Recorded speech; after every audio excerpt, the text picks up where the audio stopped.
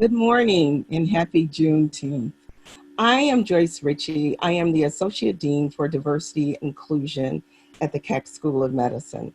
And let me just say, it's my utmost pleasure to welcome you to what we hope will become an annual tradition, an annual event at the University of Southern California. So I think that it's appropriate to say, welcome to our first annual inter-campus Juneteenth celebration. Um, it's very important that you know that this is a university-wide effort, so we're speaking to inclusivity.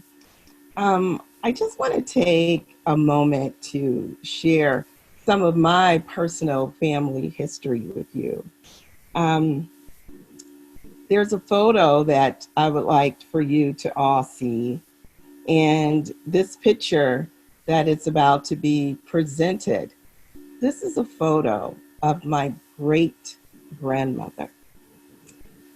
Her name was Rena Mae Terry Watson. Now it's interesting because my mother's name, it's Rena Mae. So my mother was named after her grandmother. And what's unique about this, or what I want you to know, is that my great grandmother was born a slave. She was born a slave on a plantation in Warrenton, Georgia. And this photo, you can't really tell, but actually, this photo was taken when she was 110 years old. She was in the hospital in New York City, in Tarrytown, New York. And the local newspaper wanted to interview her and just talk about, just her life as a slave, and also, of course, the secret to her longevity. And some of the things that I want to note, to express with you, is that there were a couple of things that my great grandmother shared. One was that she said that in terms of her longevity, that she was God-fearing. She loved meat, vegetables, and fruit, especially fruit juice. And then she talked about having the spirit of forgiveness. She said she forgives the white people for the hard times. Now, these are words taken directly from what my great grandmother stated. She said the slaves had after their emancipation. She said she forgives them for those hard times. She said her master did not tell his slaves they were free until the Yankees came and made him tell them. She also said that the Yankees told the plantation owner to give each family of freed slaves 10 acres of land and a whole ham. Now, she doesn't remember receiving any of that. She says her father received instead a hog's head and no land.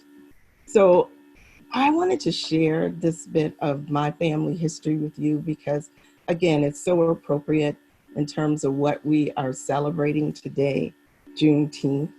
And I, um, I just felt that this was something to share, something for all of you to note, because I even shared it with my, immediate family, just so they could know their history, know from whence they came.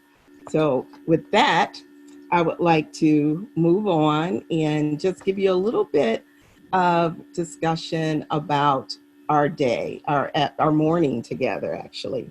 We have assembled university leaders, faculty, staff, and students, and we want them to share their thoughts, their life experiences, and also their talents, whether it's through the spoken word, through song, and also dance. So it is truly a celebration of sorts. And now, with any celebration in our culture, you must have food. So we're going to have a virtual potluck. So think of yourself today eating well, drinking, first of all, red soda, which we called red pop in the Midwest. So strawberry soda, a little barbecue, and a salad with red, green, and black beans. So with that, we will proceed into our program for today. So let me say it is my honor to introduce to all of you the 12th president of University of Southern California, President Carol Balt. Thank you. Thank you, Joyce. Thank you so much for sharing that story. I think that was what a wonderful way to start this day. And it's great to be with you. And I'm imagining all that food because I'm actually sitting in my kitchen right now as I greet all of you. And it's an honor to be with everyone here today. This year marks the 155th anniversary of Juneteenth. I was moved this morning by something Gwen Ragsdale, who's the executive director of the Lest We Forget Slavery Museum in Philadelphia, said to NPR.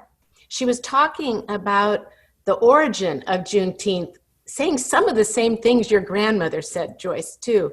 But what she said was, African Americans were on the front lines of every war, from the Spanish-American War, throughout the Revolutionary War, the Civil War, both world wars, Vietnam. We've paid our dues with our blood and our toil, so America owes African Americans much more than they're willing to acknowledge. And she went on to say that celebrating African American history is well overdue, and she's hopeful that today's movement will bring about change. And what will that change look like for her? I can sum it up in one word, she said: equality, equality, equality. Give us the same opportunities that you would give anyone else. In recent weeks, all of us have been moved and participated in a call to action by the Black Lives Matter movement, and it's a groundswell that we have seen take hold. I think it's up to all of us right now to bring about real change, and we have to confront and eliminate systemic and structural racism. And it's a moment for us right here at USC to end a collective silence about anti-Black racism. When I was the chancellor at UNC Chapel Hill, I was the chancellor of the oldest public university in the country. And of course, it was formed right after the Revolutionary War and lived for many years in the South during Jim Crow laws. And so much of that had happened at that campus. And I was able to form a task force. And the task force of that at that time had a mission to learn everything we could about UNC's history and use that knowledge to drive change. And I will say that task force has been having an amazing impact. I think we could do the same here at USC. Some of what we learn, if we really do delve into our history, might really surprise us and move us and touch us. Our first Black graduate was Laura Gertrude Brown. She graduated with a degree in music from USC in 1894. And of course, that was when most state and private universities were not integrated. And that was when the Jim Crow laws were just starting to be enacted across the South. But we don't know very much more about her. And we need to work on that. You know, what was her experience at USC? We need to say, why was it not until 1976 that we had an undergraduate cohort of Black students that was notable for its size? And why are those numbers still too small in 2020? The answers might be tough to hear, but they need to be truthful. We also need to look at pioneers like Howard Drew. Howard was USC's first Black athlete to compete in the Olympics. What was his experience? He competed in track at the 1912 Olympics. And how does his experience pave the way for all the Trojan stars like Aaron Brown, Allison Felix, Dalilah Muhammad? And what do our Black student athletes think of their experience right now. We can also celebrate contributions of our late trustee and alumna, Dr. Verna Dotrieve, a longtime principal in the LA Unified School District. When she joined the LA district in 1943, she was one of only 4 Black teachers in the district. And she, of course, would go on to become a beloved mentor to countless generations of students. Today, we see her name etched atop USC's first interdisciplinary building. But are we teaching our students who she is? Can we learn from her experience? In the coming year, we're going to learn about all these stories, and we're going to learn about stories that didn't get told. Stories of our Black faculty and staff, victories that went unnoticed, and also painful injustices that are still not recognized. And we can celebrate today as we honor the struggle and the price paid by Black Americans over centuries. We can celebrate the freedom and renew our commitment to that great ideal. Now, I love what Joyce said, and I agree. I believe that we should use this day every year to mark our progress. In celebration of Juneteenth next year, I plan to bring us together with all of you and use it as a moment to take stock, to look back at how far we've progressed just this year and hold ourselves accountable for what still needs to be done. This means we've got our work cut out for us. We have to look at every action that we take, and it's not just going to be actions like forming a task force or using data to gauge our progress, but asking ourselves, are we really achieving the change that Gwen Ragsdale called for, equality? And it's going to take all of us and that beautiful sharing of true experience working together to really bring about that true change. I believe, and when I look and listen to all of you, I believe it even more, that we can eradicate structural racism and make great progress. So thank you. And it's now my honor and privilege to welcome our Senior Vice President of Human Resources, Felicia Washington. Felicia. Thank you so much, Carol. And yes, we can. During this solemn time for reflection, celebration, and renewed commitment, I wanted to offer words of encouragement from Maya Angelou. You may write me down in history with your bitter, twisted lies. You may trod me in the very dirt, but still, like dust, I rise. Does my sassiness upset you? Why are you beset with gloom? Just because I walk like I've got oil wells pumping in my living room. Did you want to see me broken, bowed head, and lowered eyes, shoulders falling down like teardrops, weakened by my soulful cries? Does my haughtiness offend you? Don't you take it awful hard. Just because I laugh like I've got gold mines digging in my own backyard.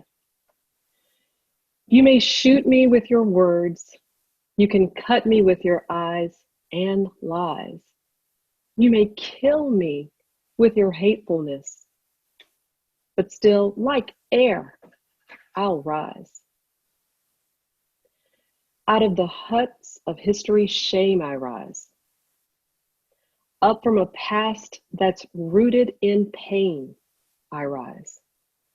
I'm a black ocean, leaping and wide, welling and swelling and bearing the full tide.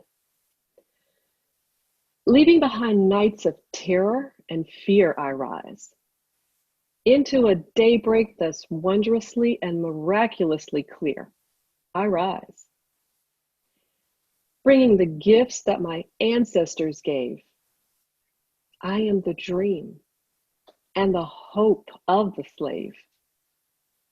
So naturally, I rise. I rise. I rise. We all have to rise to face the continued challenges that still exist, even today.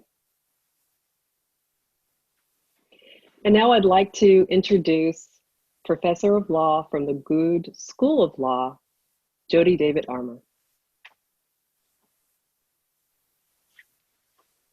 Thanks very much.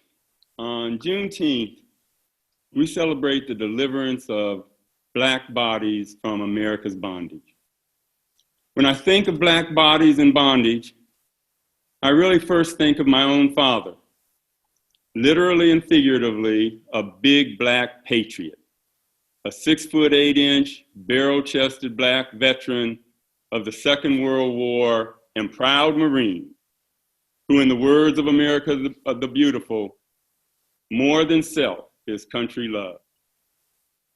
This fact baffled me for years.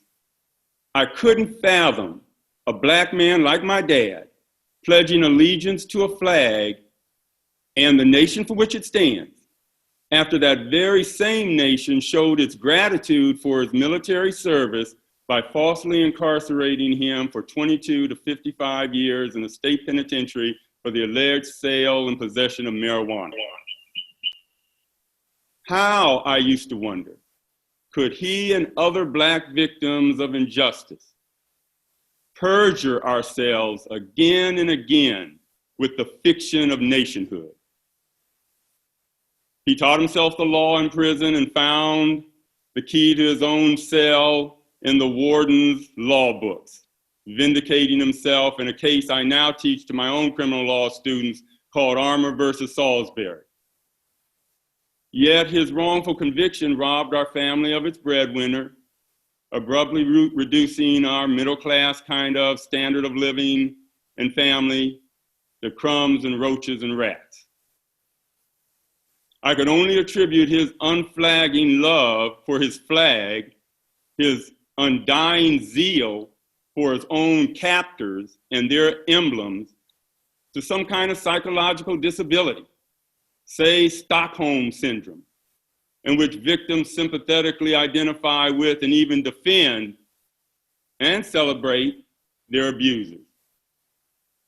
In time, though, I came to see his patriotic devotion to the American flag not as a mental illness, but as a profoundly political act, one intimately wedded to Juneteenth, the occasion for which we are gathered here today. The United States Declaration of Independence, adopted by our nation's founders in Philly on July 4th, 1776, pronounced that we hold these truths to be self-evident, that all men are created equal, and they are endowed with their Creator with certain unalienable rights, that among these are life, liberty, and the pursuit of happiness.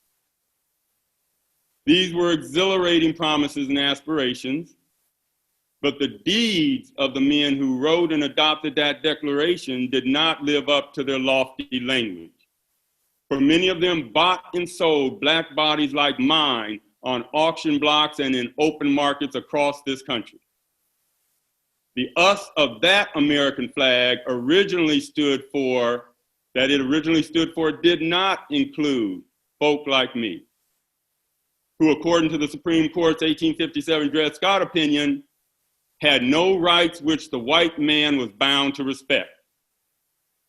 It took 600,000 dead men in a cataclysmic race war to transform the American flag into an emblem that includes Black folk in its us of American citizens. The words of the Declaration of Independence became relevant to Juneteenth when, in his Gettysburg Address, President Lincoln thought about the graveyard his country had become, and echoing the foundational declaration said, 87 years ago, our fathers brought forth on this continent a new nation, conceived in liberty and dedicated to the proposition that all men are created equal. That new nation that Lincoln pointed to is the nation that Juneteenth celebrates. As Lincoln continued, now we are engaged in a great civil war, testing whether that nation or any nation so conceived and so dedicated can long endure. We talk about allyship a lot. This is what allyship looks like, right? White brothers and sisters getting out on the battlefield and dying for equality and freedom for their black brethren and sisters. And then Lincoln uttered these words that have burning relevance for this special occasion and for the generational upheaval we've been witnessing in the streets over the past 2 weeks. He says, "It is for us the living, rather to be dedicated here to the unfinished work which they who fought here have thus far so nobly advanced. It is rather for us to be here dedicated to the great task remaining before us, that from these honored dead, we take increased devotion to that cause for which they gave the last full measure of devotion. That cause, the cause of racial equality and freedom for Black people in America, is the cause, the animating spirit that drives today's marchers and protesters and freedom fighters." So finally, my dad knew that the flag he bled for once stood for slavery and Jim Crow, but he also knew that meanings are not fixed and frozen, but hotly contested in the process of creating the us and them of politics and nationhood. The hope and promise of an ever more inclusive us is what my dad saluted in the American flag and celebrated on the 4th of July. And it's that same hope and promise that moves me to celebrate Juneteenth as well as the 4th of July. Thank you. And at this time, I'd like to welcome Gloria Kaufman School of Dance Associate Professor, Sabella Grimes.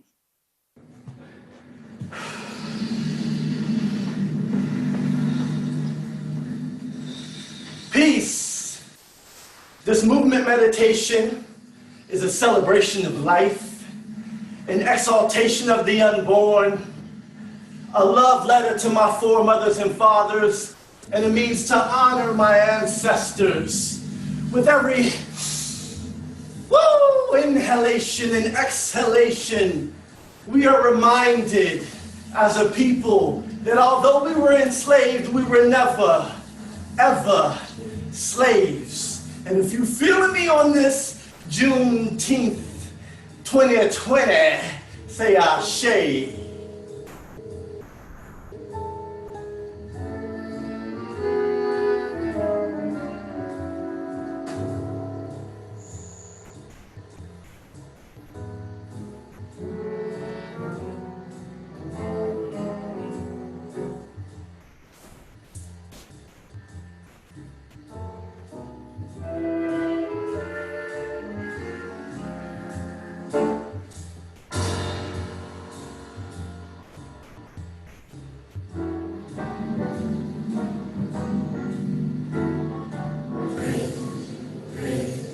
Just one more mouthful. Just one more mouthful. Just one more mouthful. Stop. Think about it.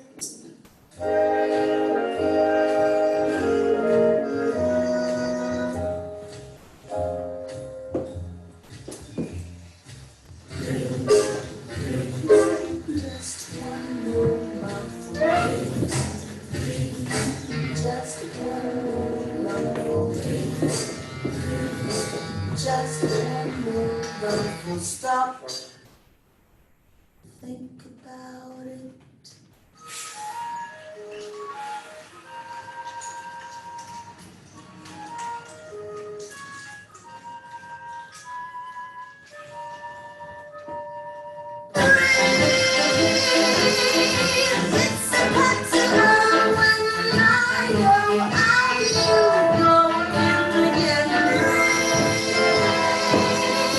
It's about to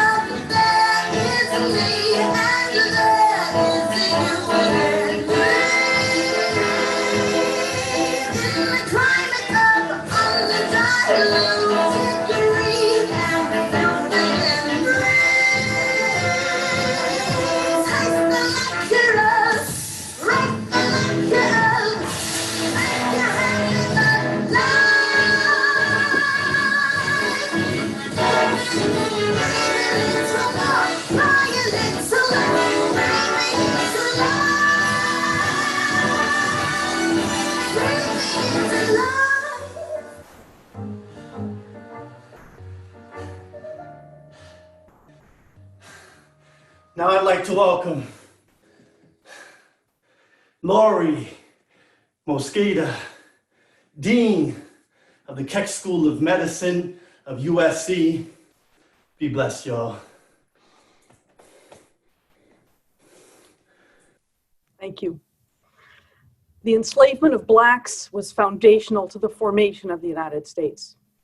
Even following the conclusion of the US Civil War, a constitutional amendment and federal troops were required to enforce the end of slavery. Jim Crow in the South and urban segregation in the North all sought to limit political and economic freedom and opportunity to Black Americans. Violence by the police and mobs of whites have consistently been used throughout the country to control and limit Black American liberties and wealth. It would take almost 100 years after the Civil War for federal protections against everyday discriminations against Black Americans to be enacted. Yet we find ourselves in this moment addressing the fact that major institutions in this country still routinely deny Blacks full opportunities, freedoms, and even life itself, as demonstrated in the murder of George Floyd and many others.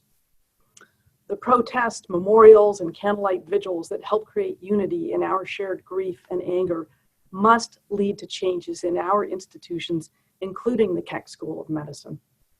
To get this institutional change process going, we at the Keck School welcome the university-wide commitment to requiring implicit bias training.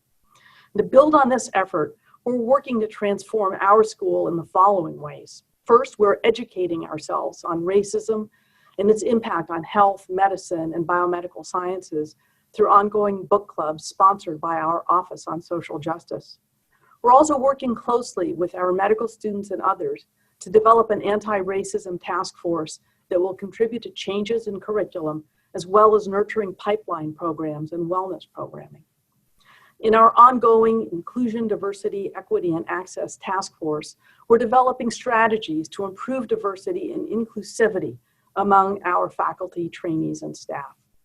We're exploring programs to improve bystander interventions and solidarity with underrepresented groups around common microaggressions experienced by our students, staff, and faculty. And finally, in the Office of Social Justice that I established 18 months ago, we're developing symposia that provide training in structural competencies, cultural humility, and trauma-informed care, among our other activities. Institutional change can be difficult, but the resilience, beauty, and accomplishments of Black Americans that we celebrate on this day demand that we devote our efforts to this task. Next, I would like to introduce my friend and colleague, Milton S.F. Curry, Dean of the USC School of Architecture. Dean Curry. Thank you, Dean Mosqueda. The world and the planet that we are occupying today face many challenges and opportunities. Societies across the globe are struggling with the predominance of market-based capitalism, increasing prosperity, yet increasing inequality. Diverse populations and nations are dealing with the legacies of colonialism, discrimination, racism, and the vestiges of pre-modern exclusionary societies, resulting in refugee crises, political destabilization, and renewed violence. Cities and metropolitan regions within our own country and hemisphere are struggling to provide basic provisions of housing and settlement. Architecture and urbanism, the disciplines that I represent, should generate a world in which the meaning of space is integral to the meaning of one's own lived experience, where the value of space, the value of buildings, the value of housing is an enactment of the values of that society. Today, we collectively celebrate the anniversary of the Emancipation Proclamation that freed enslaved Africans in the United States and unleashed another hopeful chapter of the American experiment. But for so many Black Americans, the shackles are still on in ways so varied and integrated into the fabric of our nation that we either dismiss the facts because they're too difficult to confront, or we stare into our television screens in despair of what we are witnessing, with police brutality and hate speech and visible markers of pervasive racism in our society. As a young child growing up in Fresno, California, I witnessed firsthand the power of Black culture, the power of protest, and the shared humanity that comes out of struggle. The youngest of 5, I used to do my homework at school board meetings as my mother rallied her community as a community organizer to fight for equal access to high quality education during the years of desegregation. I was part of a boycott of the school district in which Blacks and Latinos fought for an excellent education and conditions that accelerated our learning instead of impeding our progress. I saw my mother become the first Black American to be elected to that school board, and my father served poor and indigent medical patients late into the night. These were and are hopeful signs, and things did change. I battled racism and got the knowledge I needed to go on to college and become an academic and dean of the School of Architecture at USC. Yet even now, I can't remember a year when I haven't experienced some form of racism. This has to stop, and it can stop. I'm hopeful because of inspired leaders who are taking action and inspired protesters, young and old, who are fully engaged in this fight. At the USC School of Architecture, we're educating citizen architects, people who are profession-focused yet socially engaged, and we will continue to lead amongst our peers, nationally and internationally, in making our architecture school the most socially justice-focused architecture school in the world. I'm inspired, I'm hopeful, I'm working hard, and I'm taking action, and I'm proud of our students, I'm proud of our faculty, I'm proud of our alumni and supporters, and leadership of this university, because we're moving in the right direction. I'm now pleased to introduce my colleague, Dean of the Suzanne Dworak Peck School of Social Work, Sarah Gillard. I'm Sarah Gillard, the Dean of the Suzanne Dvorak Peck School of Social Work. Juneteenth is an important part of American history, and we all need to celebrate it and use it as an opportunity to come together to push to eliminate structural racism in the United States. The writer James Baldwin wrote, "History, as nearly no one seems to know, is not merely something to be read, and it does not refer merely, nor even principally, to the past. On the contrary, the great force of history comes from the fact that we carry it within us, are unconsciously controlled by it in many ways, and history is literally present in all that we do. It can scarcely be otherwise, since it is to history that we owe our frames of reference, our identities, and our aspirations. Let us all carry the spirit of Juneteenth within us and live it every day. Let's continue to gather like this to remember, find our shared power, and make change in the structural barriers that hold us back as a nation." Thank you. Hello, I'm LaVonna Lewis, and I'm the Associate Dean of Diversity, Equity, and Inclusion at the Saul Price School of Public Policy. I've never shared publicly that on August 28, 1920, my great-grandfather was killed by deputies from the Oklahoma County Sheriff's Department.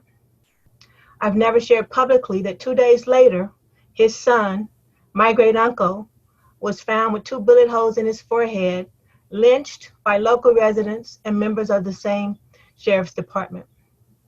I've never shared publicly that my great-uncle's lynching has been memorialized forever as one of the lynching postcards so popular during the time, and that that postcard was auctioned off to a collector in 2010. I've never publicly shared that the officers should have never been on my great-grandfather's property.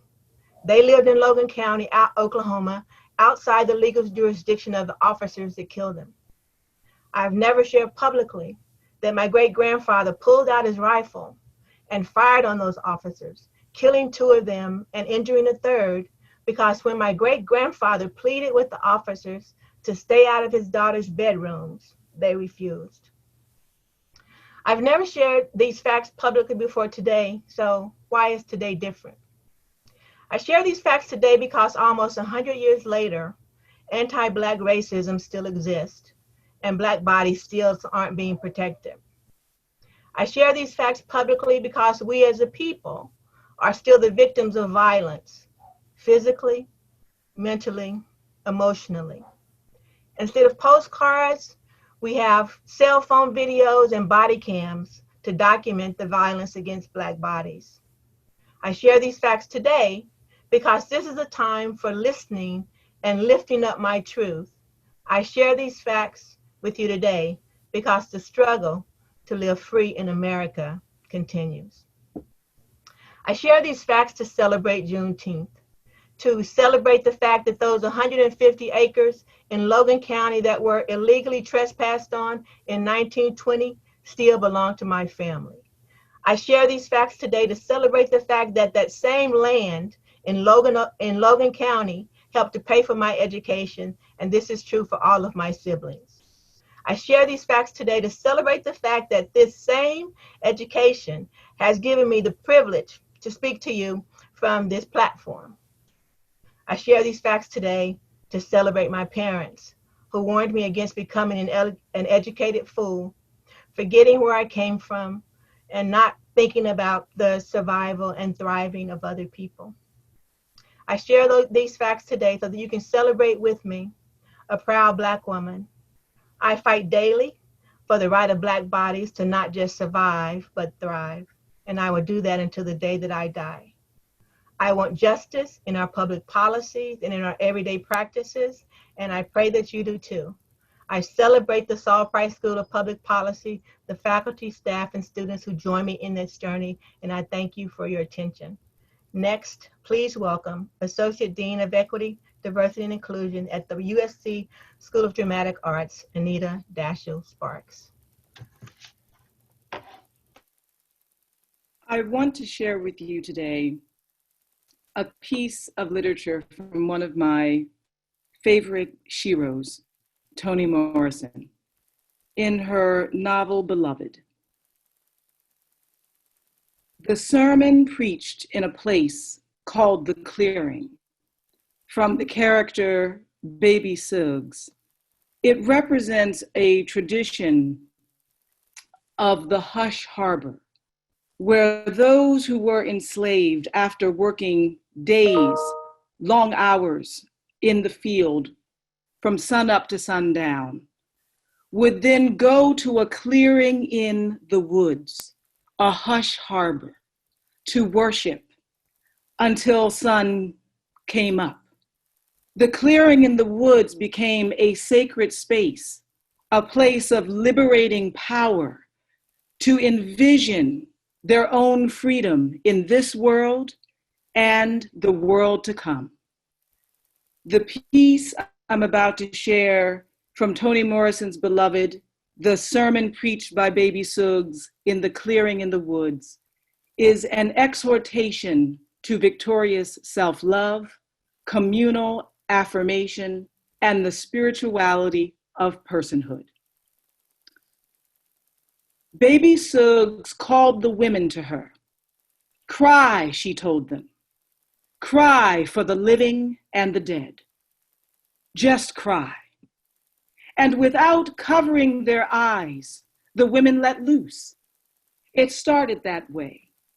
Laughing children, dancing men, crying women, and then it all got mixed up. Women stopped crying and danced. Men sat down and cried. Children danced. Women laughed. Children cried until exhausted. All and each of them lay about the clearing and gasping for breath. And in the silence that followed, Baby Suggs, holy, offered up to them her great big heart and said, here in this place, we flesh that weeps, flesh that laughs, flesh that dances on bare feet in grass. Love it hard. Yonder, they do not love your flesh. They despise it. No more do they love the skin on your back. Yonder they flay it. And oh, my people, do not love your hands, though they only use to tie, bind, chop off, and leave empty. But you love your hands. Love them. Raise them up and kiss them. Touch others with them. Pat them together. Stroke them on your face, 'cause they don't love that either. But you got to love it. And no, they ain't in love with your mouth. Yonder out there, they will see it broken and break it again. What you say out of it, they will not heed. What you put into it to nourish your body, they will snatch away and give you leavens instead. No, they don't love your mouth. But you got to love it. This is flesh I'm talking about here. Flesh that needs to be loved. Feel that need to rest and to dance. Backs that need support. Shoulders that need arms, strong arms. I'm telling you, my people out yonder, hear me. They do not love your neck. They do not love your neck unnoosed and straight. So you love your neck. Put a hand on it, grace it, stroke it, and hold it up. And all your inside parts that they would just soon slop for hogs, you got to love them too. The dark, dark liver, love it. And the beating heart that's inside all of us, love that too. More than eyes or feet, more than your life-living womb. Love your heart. Hear me now. Love your heart. For this is the prize towards freedom. Beloved, on this special Juneteenth day, I offer you, be loved. Love yourself, love each other, and let's love this world with a radical imagination to change it for what it promises it could be.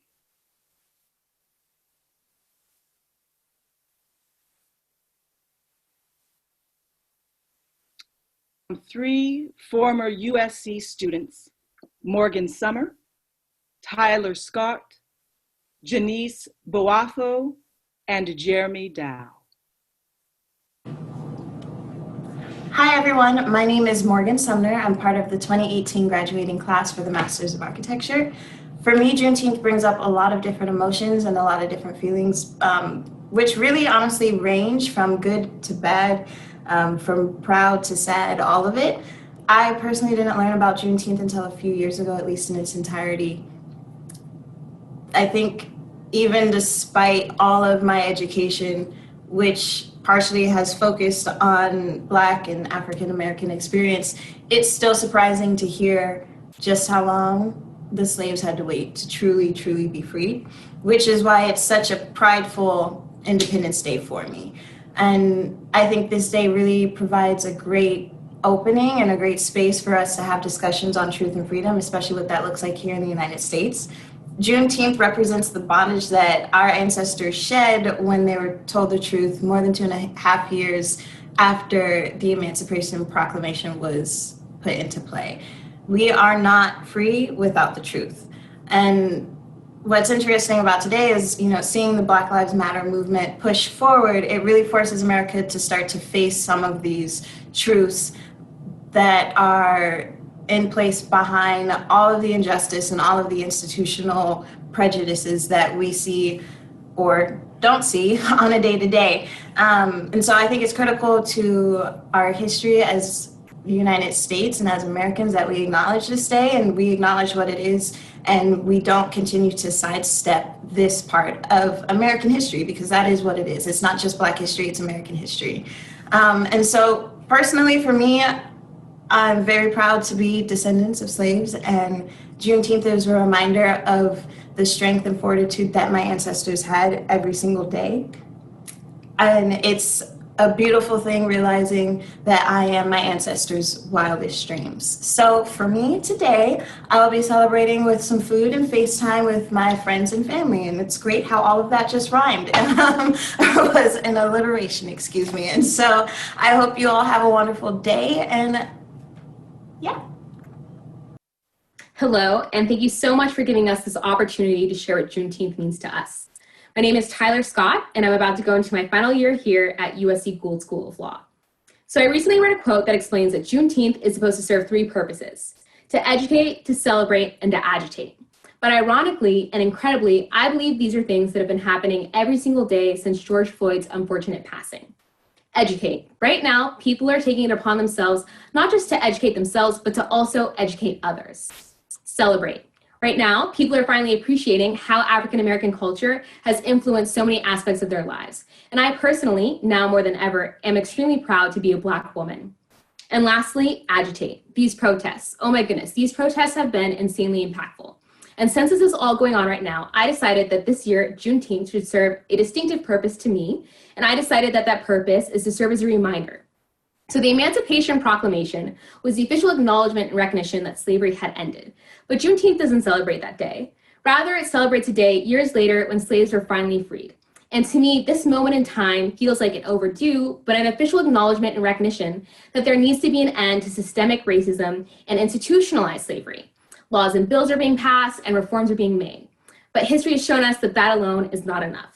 So this year, Juneteenth to me is not just a celebration, but it's also a reminder to keep fighting and to keep pushing, and to not let this moment die, but rather to ride this momentum and this passion. Because yes, these are very hard times, but they're also extremely exciting times. And this year, this Juneteenth, we get to celebrate history while simultaneously making history. And I just think that's incredible.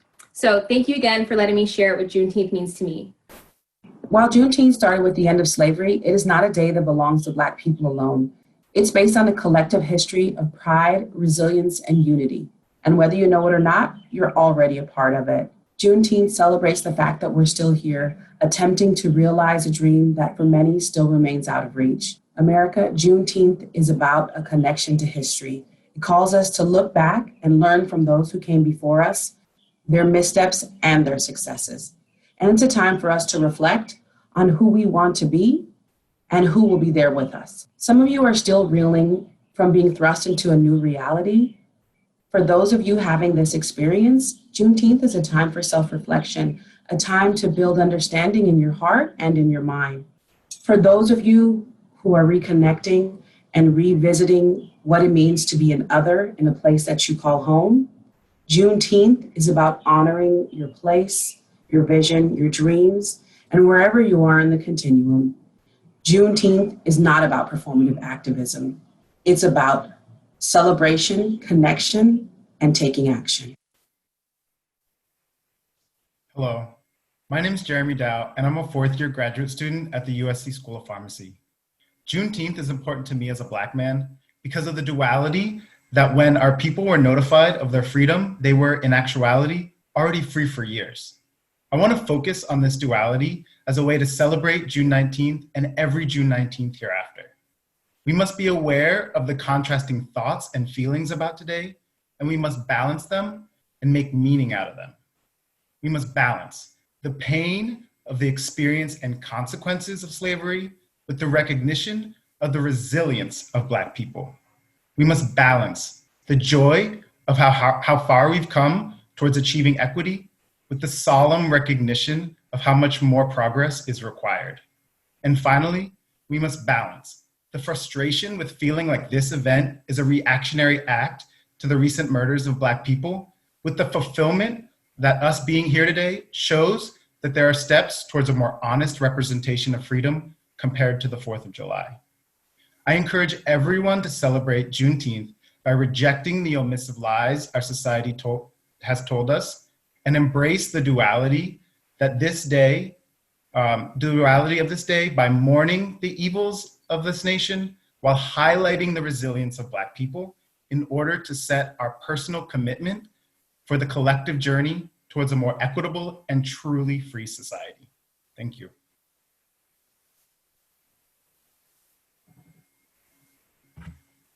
Thank you to all of our students. I think you set the challenge for us perfectly.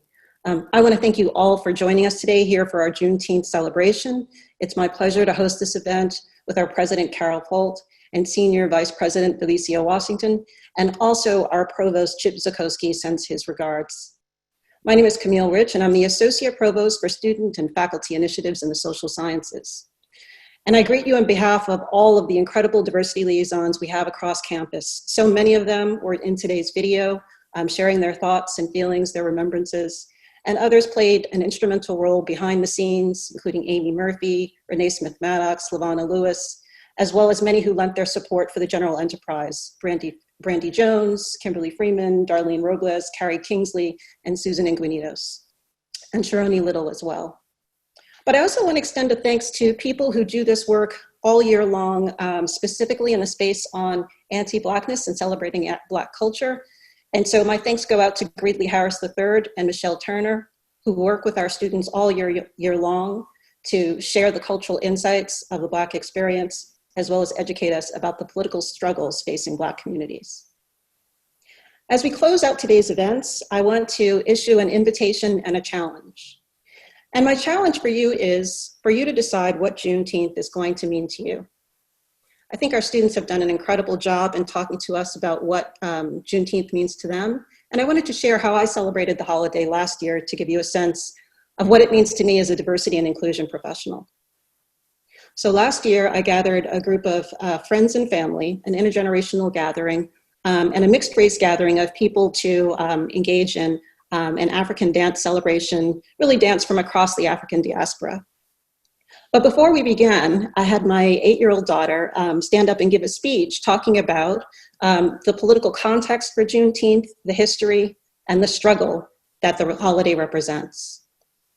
And I think this is a critical point, is that one of the sources of pain for African Americans is even as we see our cultural tradition celebrated, our dance styles embraced, our music, people sing along to it readily, there's a way in which people tend to stand apart from learning about our history, learning about our struggle, understanding the context for all the wonderful cultural accomplishments that we provide to American culture. And Juneteenth is your chance to answer that challenge, to really understand the history and the political context, the pain that has birthed some of the most impressive cultural accomplishments that the African American community shares with the United States.